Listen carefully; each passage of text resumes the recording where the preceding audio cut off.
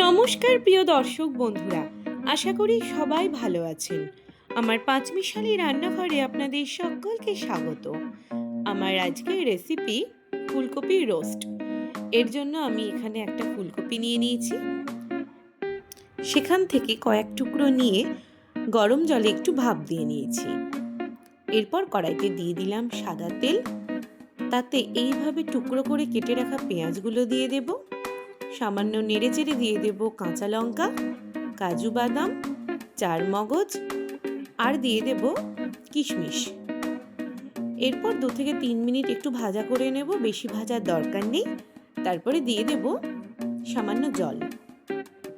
জলটা শুকিয়ে এলে এটাকে একটা মিক্সার গ্রাইন্ডারে আমি পেস্ট করে নেব। এরপর শুকনো কড়াইতে দিয়ে দেব গরম মশলা আর জিরে, একটু ভেজে নিলাম। এবার ওই কড়াইতে দিয়ে দেবো সাদা তেল আর সামান্য বাটার। তেল আর বাটার গরম হয়ে গেলে সেই সেদ্ধ করে রাখা ফুলকপিটা দিয়ে একটু লাল করে ভেজে নেব। সেই তেলেই ফোড়নে দিয়ে দেব গরম মশলা।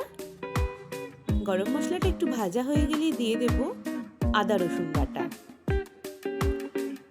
গুঁড়ো মশলার মধ্যে দেব ধনে গুঁড়ো, পরিমাণ মতো নুন, কাশ্মীরি লঙ্কা গুঁড়ো আর দিয়ে দিলাম 1 চামচ মতো টক দই। টক দই দিয়ে 2 থেকে 3 মিনিট কষিয়ে নিলাম। এরপর দিয়ে দিলাম সেই পেঁয়াজ আর কাজু যে ভেজে সেদ্ধ করে রেখেছিলাম সেই পেস্ট, আর একটুখানি কষিয়ে নিলাম। এরপরে দিয়ে দিলাম উষ্ণ গরম দুধ। 5 থেকে 7 মিনিট একটু ফুটে গেলেই দিয়ে দেব ফুলকপিগুলো। শেষে দিয়ে দিলাম সেই ভাজা মশলা যেটা ড্রাই রোস্ট করে রেখেছিলাম। ব্যাস তৈরি হয়ে গেল ফুলকপি রোস্ট। দেখতে দেখুন কত লোভনীয় হয়েছে।